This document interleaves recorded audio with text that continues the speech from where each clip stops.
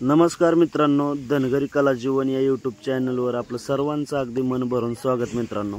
तर आज संध्याकाळी मित्रांनो आता वाजलीत आहे जवळजवळ 11 11:30 तर पावसाने लावली हजेरी बरं का। तर पाहूया आपण कसं नियोजन होतंय, आता आज वाढतोय का कमी होतोय। तर सध्या आईचं पाल द्यायचं चाललंय, तर सुंदर असं पाल देऊन झालं की बघूया कसं होतंय। आई कुठे पॅक ठुकलीत आहे ना ग, कुठे पॅक ठुकलीत आहे का। तर आता पाऊस वाढलाय मित्रांनो, भरपूर पाऊस वाढल्यामुळं बघा असं पाल जे हातरायचं होतं ना आपलं इकडं वजा का उसं केलंय आणि पायथ्या का हे खाली पाल घेतलंय बरं का, म्हणजे शितोडं लागतात म्हणून। आणि इकडं सरपान घेतलंय आतमध्ये, कारण सकाळ चूल पेटल म्हणून। तर बघा अशा प्रकारे पाणी नाही काय माहिती काय होतं तिथं, झापूक झुपूक होय आखरीत नाही तर काय रे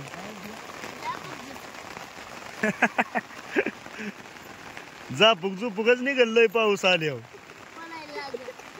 तर मित्रांनो रातच्या वाजलेत आहे बघा 12:30 बरं का। तर एकदम शांत असा पाऊस पडतोय, वारं नाही काय नाही काय नाही, अगदी इजाच्या कडकड्यात लय म्हणजे भयंकर पाऊस पडतोय बरं का। आता पाणी वरनं थोडं थोडं म्हणजे जमा व्हायला लागले, तर आता वरंबा काढावं लागेल लवती ईद चमकते बरं का मित्रांनो।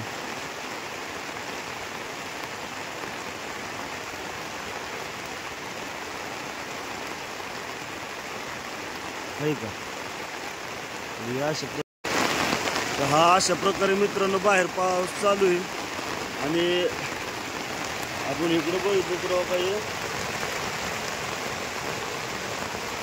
असं पाणी खालच्या साईडला, आणि इकडं वर पाहिलं तरी असं आहे बरं का। आता इकडं वरंबा काढावं लागेल। आता तुम्ही म्हणताल वरंबा हा काय प्रकार आहे, तर वरंबा म्हणजे मित्रांनो पालावर जे पावसाचं पाणी पडतंय ते आतमध्ये आपल्या बिराडात येऊ नये, आपण झोपलेल्या जागेवर येऊ नये, खाली येऊ नये म्हणून असा मातीचा कट घालायचा, म्हणजे पाणी जेणेकरून आपण पुढून किंवा मागून काढून देणार, याला म्हणायचं वरंबा। तर सुंदर असा वरंबा काढला आणि हात पालाचं पाणी वरनं गळतंय त्याच्यावर हात धुतोय। तर अशा प्रकारे हात धुलाय। तर अशा प्रकारे मित्रांनो आपण वरंबा काढलाय आणि आता पुढून सपकर लागतात बरं का। पुन्हा जर समजा जास्त सपकर वाढलं तर आपली ही जी काठी लावलेली ही लगेच थोडीशी माग वाढायची, म्हणजे पाल खाली येणार।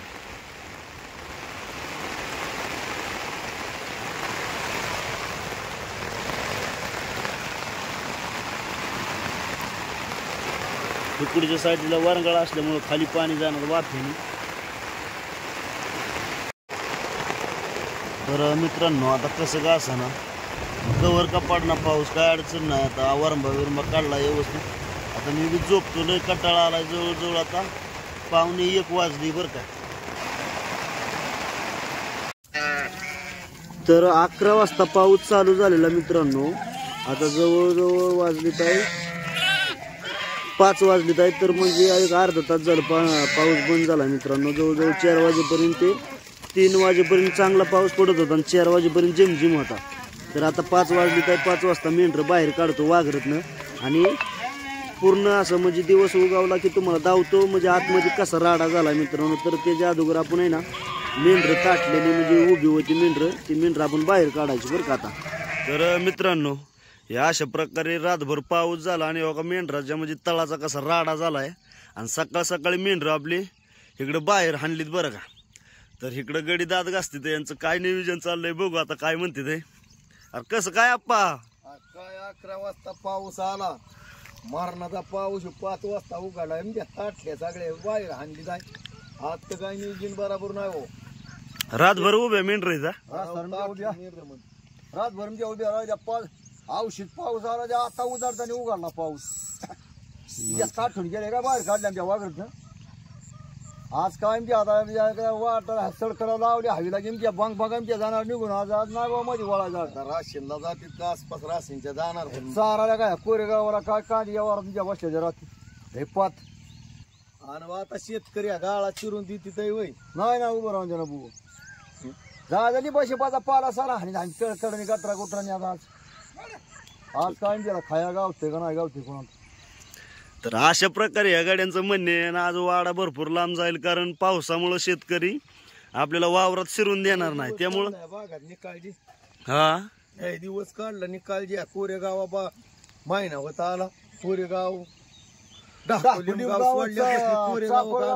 गावाला दाखा उन्हाळा काढा कधीकडं आणि तांबाटी आणि खरबूज जी गाव हे 2 महिने आता आलं दिवस आपलं गावाकडे जायचं दिवस होता गावाकडे जायला तर हळूहळू बारामतीचं आता काय पडेल पाऊस होईल गावात बरं निघायचं आता बारामती तालुका आपलाच आहे बारामती तालुक्यात एकदा वाडा गेला की त्या भागात ना वाडा गेला गावाकडे हा मग जायचं हळूहळू दसऱ्या बाजाला घरी सांगता ये तिकडे बघत आपा मी आम्ही आपले सत्ता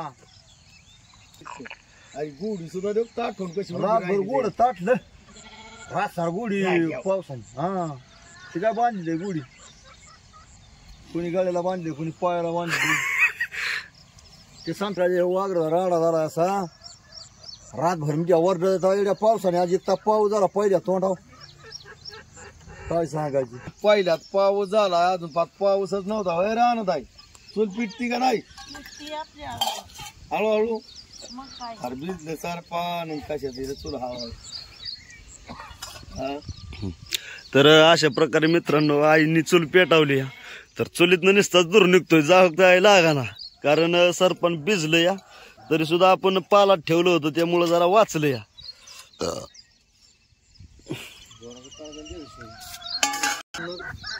पावसामुळं रातभर मेंढर उभी होती ही अशी गाळात राहून त्यामुळं आता सकाळ सकाळी कटाळलेली मेंढर अगदी या म्हणजे वाफ्याच्या कटावर उभी राहिलीत बरं का अशा प्रकारे मित्रांनो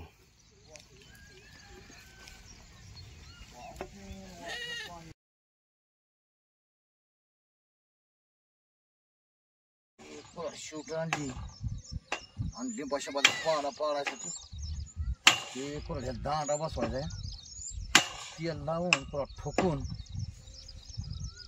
बसवायचा तर मित्रांनो या अशा प्रकारे आपण कळकाचा दांडा बसवतो आपल्या डाळ्याच्या कुऱ्हाडीला तर लाईटीचा खांब आहे बरं का तर या खांबावर आपण हाणतोय आणि दांड्याला लावले गोड तेल म्हणजे आपलं कालवणात घालतो ते तेल आणि ही अशा प्रकारची कुऱ्हाडी तर अशी ही ठोकून दांडा बसवायचा कारण विषय असा असतो नंतर निष्ठून आहे परत ऐन टायमाला नाही का झाडा चालल्यावर कुऱ्हाड फिरली की मग परत डाळा पडत नाही याच्यासाठी ना एकदम पॅक असा दांडा बसवायचा पाचराची गरज नाही काय नाही तर आता म्हणजे पाऊस झाल्यामुळं ही कुऱ्हाड आपण बाहेर काढली आणि आता इथनं पुढं तिचा वापर 100% होणार बाबा असं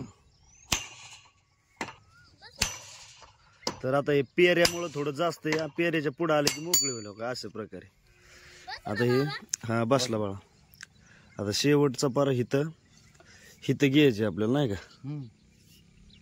बघा आता दांड्याचं म्हणजे थोडाफार जरी कुणाकडे हे असलं का नाही बाक असला नॉर्मल तर ते बाकाच्या दिशेने आपण घ्यायचं आहे म्हणजे तिरपा तारपा नाही झाला पाहिजे एक अर्धा इंच जरी झाला ना इकडं तिकडं तरी म्हणजे परत ठोक्याला चुकतं म्हणजे कसं होतं ठोका व्यवस्थित बसत नाही झाडाव फांद्याव केलं का व्यवस्थित आता बाबारी दांडा बसवून आणलाय खांबाव आता मी बी दांडा बसवतो मग आपल्या हाताने पदशीर हे बघ आता पाला साला पाबी बिपाळ हाणायचं हा मी तरी काय कमी आहे बाबाने बसावले वाडा लागला वाटला बर पाला साला कुठं शेतकरीला इचरून कुठं हे करून पाडायचा ते वल झालं रान आता काय मी काळवाय गावतीत का काय बसावलं मस्त चालायचं कुठं कुठं दिवाळीला टाकल्या होत्या बिराडा होत्या आता तयार करायच्या चालवडा बारामती का लिंबा शिंबाचा पाला हायचा आमच्याला दांड बसावलं मस्त हो ओके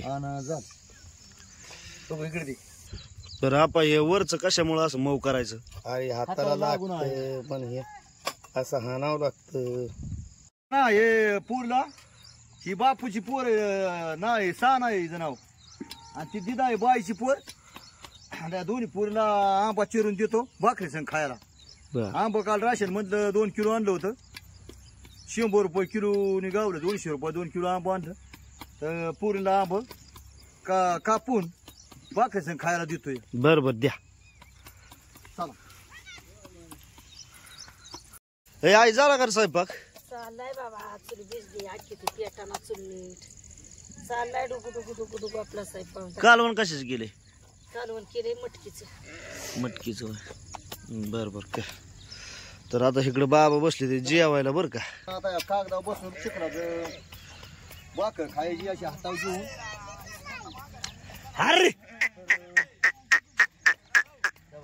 तर म्हातारीने काय केलं तर भाकरी केल्या मटकीचं कालवण केलंय मस्त बाकी आणि हे चिखलाचं काय बसताही नाही तर चिखलात मांडी घालून आता सानाबाईनी हे दिलं हातरून कागद बसायला चिखलात. आता हे बसून बघा भाकर खातोय म्हातारी कालवण मस्त केलं. हा. तर मित्रांनो जेवाय या आता जेवायचं जेवून बकरी आता वाटण लागायची चिखल झाला आज कांदा चिरून मटकीचं कालवण केलं आणि जेवतो आता मित्रांनो जेवाय या. ओके.